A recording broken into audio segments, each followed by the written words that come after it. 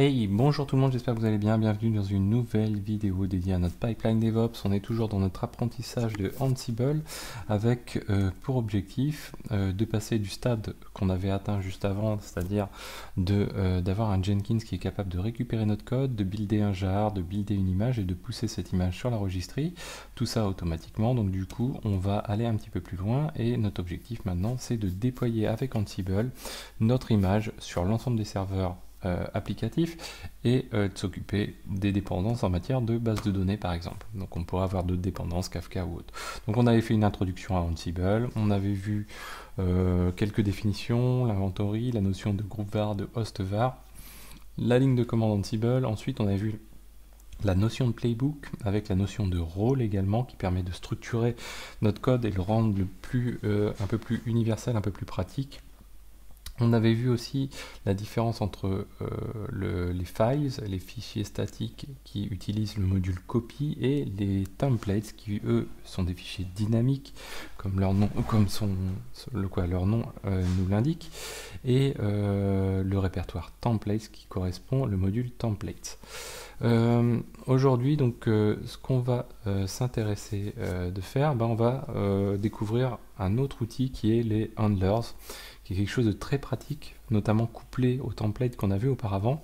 Notre objectif aujourd'hui, c'est quoi? On va faire très simplement une installation d'un Nginx. Vous voyez que ça se joue en deux tâches simplement. L'installation d'un Nginx et la possibilité de modifier le template, d'utiliser un template de Nginx pour pouvoir le modifier. En l'occurrence, on va changer simplement le port. Donc pour faire ça, on va fonctionner très simplement. Donc à gauche, j'ai mon serveur Ansible. À droite, j'ai un serveur qui est mon serveur registry qui me sert pour faire des tests, pour vous faire les démos en l'occurrence actuellement. Donc je me rends sur mon serveur Ansible. Je vais aller dans le répertoire Ansible. Donc dans ce répertoire Ansible, j'ai mon inventory, donc qui n'a pas bougé, lui, qui est toujours le même. Donc moi je vais travailler uniquement sur les serveurs qui sont dans le groupe registry. En l'occurrence, j'ai un seul serveur. Je ressors, je vais regarder le playbook. Je vais lui dire ici, on ne travaille pas sur rôle, mais on travaille uniquement sur registry. Donc le groupe registry. Et donc ce playbook, lui, on n'oublie pas, il joue le rôle qui s'appelle mon rôle. Voilà, on ne peut pas faire plus simple. Donc ce rôle qui est dans le répertoire rôle, et il s'intitule donc mon rôle. Donc ce rôle, il a comme point d'entrée principal le répertoire task et le fichier main.yml. Donc là, on va le cleaner et on va redémarrer pratiquement de zéro. Ici, on va démarrer avec notre première tâche qui va être installation de Nginx. Donc là, on va utiliser un nouveau module qui s'appelle apt. Donc vous avez la documentation en ligne, vous tapez Ansible module apt, vous allez retrouver toute la documentation. Ce module, il est assez riche, nous on va l'utiliser, on va dire à minima. Donc, qu'est-ce qu'on va utiliser dessus? Est-ce qu'on le fait en mode un petit peu plus fourni ou pas? Allez, on va l'utiliser module apt. Donc qu'est-ce qu'on veut qu'il installe? Donc là ici on va indiquer le nom du paquet qu'on veut qu'il installe, apt. Ça peut prendre une liste aussi, cette ligne-ci, on peut passer une liste, je crois que d'ailleurs ils doivent le préciser aussi dans la doc. Name, ici, voilà, package, alias, donc c'est avec des virgules bien sûr. Derrière, auparavant, ce qu'on utilisait ici, on faisait une boucle, je ne sais pas si on la verra, withitem, qui est deprecated maintenant, qui n'est plus à utiliser. Donc vaut mieux utiliser une liste ici plutôt que d'utiliser ce qui, pour les gens connaissaient avant, le withitem, qui permettait de faire une boucle sur le nom. Ça c'est deprecated, donc à ne plus utiliser. Donc le nom, le state, donc nous on veut que ce paquet soit présent, parce que si on voulait le supprimer parce qu'il est déjà présent, on ferait un absent. Donc nous, present, donc vous avez ça dans la doc, hop, je vais essayer de faire ça, voilà, state, les différents states ici, On pourrait dire latest aussi pour dire que on veut que la dernière version, c'est-à-dire que le concept va être différent. Plutôt que de checker simplement si le paquet est présent, Ansible va checker si c'est bien la dernière version qui est présente, et si ce n'est pas la dernière version, il va l'installer. À côté, après, on peut utiliser le update cache de apt qui prend la version yes ou true. Je crois qu'il peut prendre les deux. Nous on le met à yes, et quand on utilise la mise à jour du cache, on peut définir une date de validité du cache, c'est-à-dire en dessous de laquelle, au-dessus de laquelle Ansible va mettre à jour, va chercher à mettre à jour le cache, mais en dessous il va pas le faire. Donc ça c'est plutôt sympathique. Donc ça va nous permettre d'installer Nginx. Donc bon, on va jouer tel quel. Donc on va jouer notre Ansible playbook -i notre inventory -u notre user qui est vagrant -k parce qu'on n'utilise pas de clé SSH, le mieux c'est de l'utiliser, mais nous on va passer un password et on va jouer le playbook. Donc là je vais taper le mot de passe. Donc là, il va jouer l'installation et on a un message d'erreur. Alors pourquoi a-t-on un message d'erreur? Je vais juste remonter. Pourquoi a-t-on ce message d'erreur? Pour les gens qui font des installations régulièrement, vous allez reconnaître un petit peu ce qui est indiqué. Permission deny, tout simplement parce qu'on a voulu faire une installation avec un user qui certes a des droits d'élévation de privilèges, mais si on ne mentionne pas qu'on fait cette élévation de privilèges, Ansible va nous dire non, t'as pas le droit, tu peux pas le faire. Donc là pour cette tâche-ci, alors on a le choix. Soit on peut le faire, cette gestion d'élévation de privilèges donc c'est comme si on passait sudo simplement, à la tâche, soit on peut le faire à l'ensemble du playbook. Généralement Ansible dans les tâches qu'il réalise, c'est quand même souvent des tâches qui sont hop là, j'enlève ça, qui nécessitent des droits un petit peu supérieurs. Et du coup, on pourrait avoir plutôt intérêt, plutôt que de le mettre à la tâche, on va aller éditer le playbook. Hop là. Vim playbook YML. Ah oui, donc là il crée, quand Ansible tombe sur une erreur, il crée un playbook.retry, un nom de fichier .retry. Pas de panique, il suffit de le supprimer si vous le souhaitez. Become de .yes, ça équivaut à dire je passe un sudo. On peut le passer aussi par la ligne de commande, c'est une autre méthode encore. Mais là, quoi qu'il arrive, on peut le passer comme ceci. Si je fais un hop, je rejoue la même chose mais avec le become yes, vous allez voir. Donc là, il est en train de faire l'installation du Nginx.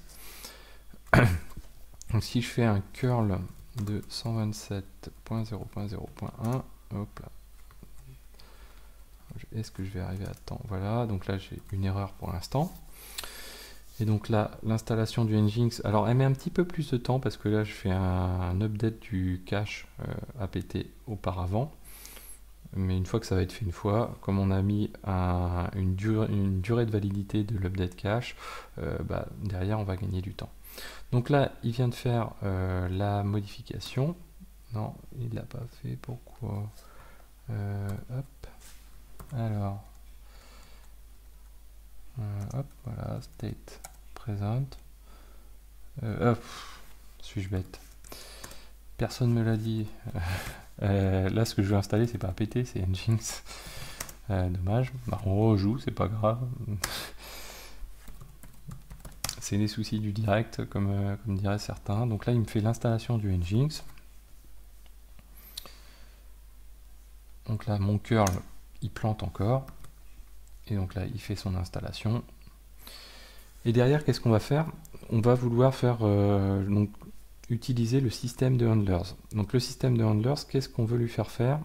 On veut qu'en fait, dès lors qu'on va faire une modification de notre vhost par défaut de Nginx, donc une modification via notamment un fichier de templates, on veut c'est que Ansible détecte cette modification et fasse un service Nginx reload, ou un système CTL reload Nginx, de manière à prendre en compte cette modification.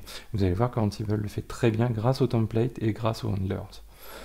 Donc là, il va avoir fini son installation de Nginx.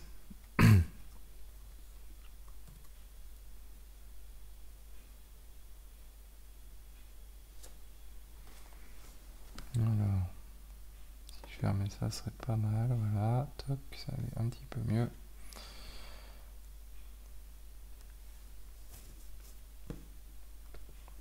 Donc on peut même, alors, on peut aussi regarder ce que fait Ansible. Donc là, alors, ouais, je suis un peu zoomé. Donc là, on retrouve, il a déjà fini l'installation, trop tard, j'arrive trop tard, donc je voulais vous montrer simplement qu'Ansible faisait du SSH. Donc si je fais un curl de mon 127.0.1, vous voyez que j'ai un Welcome Nginx qui répond. Donc moi, ce que je veux faire, c'est très simplement, je vais aller faire un cat de /etc nginx site available et le default. Et ce default, alors on va faire une chose, on va virer tout ce qui est commentaire, grep-v de tout ce qui est commentaire, et plutôt que notre Nginx réponde sur le port 80, on lui faire répondre sur un autre port, tout simplement. Et on va le faire grâce à Ansible. Donc là, on était bien sur le port 80, on est d'accord, voilà. Quand je le teste sur le port 80, ça fonctionne. Donc là, on va aller faire quelques petites modifications. Donc, première chose que l'on va faire, on va se rendre dans notre répertoire de template de notre rôle. On va aller éditer un fichier default .j2, parce que le fichier s'appelle default tout court. Je vais coller les éléments. Hop. Ici, je vais aller indiquer que je veux le port 666. En IPv4 ou en IPv6, on s'en fiche, peu importe. Donc là, j'ai un fichier de template default.j2. Voilà. Je check juste un truc. Voilà. Donc default.j2. Ensuite, ce qu'on va aller faire, c'est éditer donc du coup la task de notre rôle. Hop. Donc on y retourne. Et cette fois-ci, ce qu'on va faire, on va dire, écoute, on va aller édition du vhost par défaut. Et là, on va utiliser donc notre fameux module template qu'on a déjà découvert une première fois lors de la vidéo précédente. On va dire que la source de notre template c'est default.j2. On va dire que la destination, donc c'est le répertoire hein, qu'on a checké tout à l'heure sur la machine distante, hein, donc etc nginx /site available /default. Hop, je check juste que je suis le roi de la typo, donc oui, non, on est bien là. Très bien. Les droits, on n'a pas besoin de modifier les droits particulièrement parce que Nginx va les prendre en compte quoi qu'il arrive. Là, si je fais ça, il va bien faire la modification du fichier à distance. Le problème, c'est que Nginx, pour prendre en compte toute modification au niveau de CVhost, il faut faire un service Nginx reload ou un système CTL Nginx reload. Donc pour ça, on va utiliser une clause particulière qui s'appelle notify, qui va permettre d'appeler une autre tâche dès lors que on va considérer que Ansible va considérer que l'action au-dessus a changé. C'est-à-dire que qu'il considère qu'il a fait une modification de fichier. Donc là, on va l'appeler Nginx reload. On va enregistrer ça comme ça. Et maintenant, on va se rendre dans le fameux répertoire. Donc je vais dans mon rôle. Et j'ai un répertoire qui s'appelle handlers, qui contient un main.yml. Donc là, je le clean.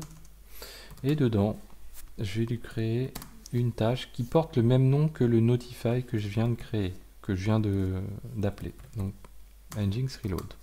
Dessus, je peux jouer du coup une task, comme si c'était une tâche classique, et je vais appeler un module. Donc là, en l'occurrence, j'appelle le module service, qui permet donc de gérer systemd. Je vais indiquer un nom de service, et je vais dire, tiens, son état, c'est reloaded. Voilà.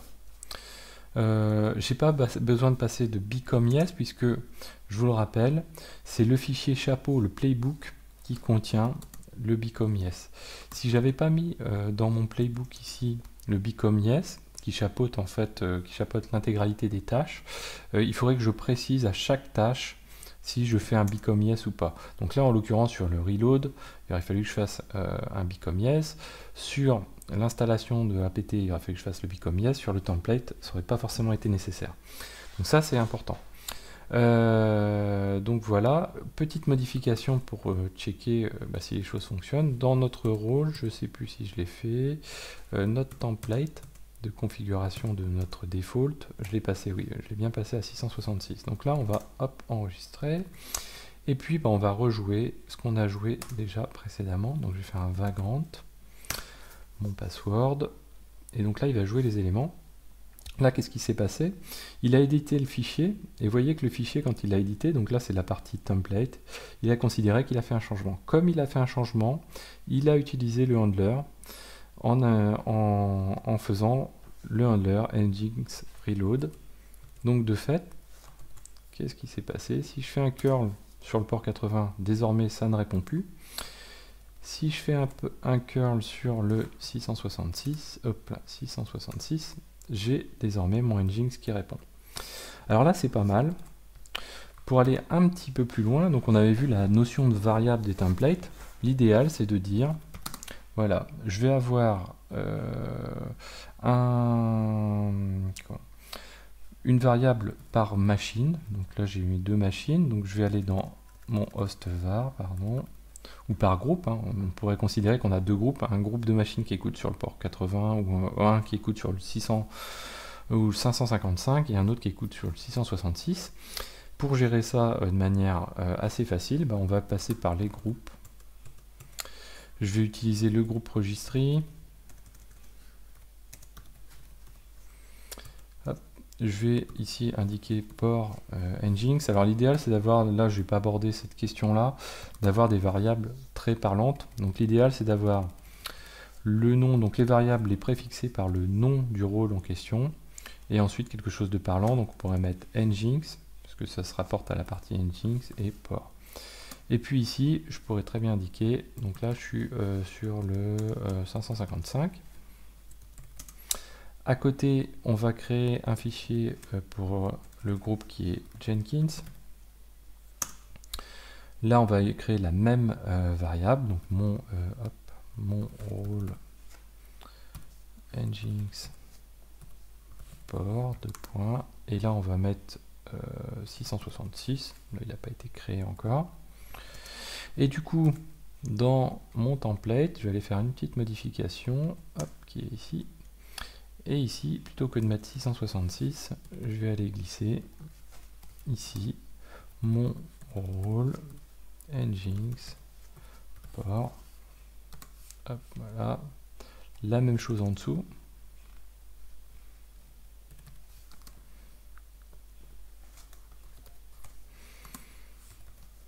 Voilà. Et là, j'enregistre. Donc là, on est pas mal. On va ouvrir donc les deux. Hop, ici, je vais faire un vagrant ssh p1 jenkins-pipeline qui correspond à la machine qui est dans le groupe Jenkins. Hop, je vais zoomer. Et donc là, je vais relancer mon Ansible Playbook. Petite modification à faire sur mon Playbook ici.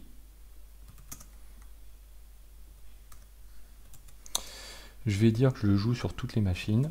Donc du coup, c'est lui qui va... Donc les groupes vont se gérer grâce au groupe var, tout simplement. Et je fais un Ansible Playbook, vagrant. Hop, c'est parti. Donc là, il passe sur les deux machines, il récupère les informations des deux machines, il joue l'installation de nginx. Alors je l'avais déjà testé sur l'autre. Et ici, donc il considère qu'il fait une modification sur chacune des machines. Donc du coup, il joue le handler, donc le nginx reload sur les deux machines. Première machine ici, celle-ci, je crois que c'est celle qui est en 555. J'ai bien un nginx qui répond. Ici, si je fais un curl 127.0.0.1 sur le 666, j'ai bien un nginx qui répond. Donc si je fais mes modifications, là je peux les faire donc de manière distante, hein. Mon rôle, lui, ne va pas avoir besoin d'évoluer. Si j'étais resté comme auparavant, il fallait que je fasse évoluer mon rôle en permanence. Et là, on perd tout l'intérêt de Ansible. Si je commence à passer mon temps à modifier l'intérieur des rôles pour changer des éléments qui sont variables, là j'ai tout faux, puisqu'en fait, je ne vais pas pouvoir capitaliser sur mon rôle. Là, vous voyez que mon rôle, l'intérêt, c'est de le rendre universel. Alors là, on est sur une variable, on ne peut pas dire non plus que ce soit très universel, mais du coup, ça permet d'installer différents cas de figure. Si on pousse la variabilisation à outrance, on a quelque chose d'extrêmement variable et très très fonctionnel. Voilà, donc j'espère que cette vidéo vous a plu. N'hésitez pas à en parler, à la partager autour de vous, à mettre des commentaires. N'oubliez pas le Tipeee. Et je vous dis à très bientôt sur Xavki et merci pour votre fidélité.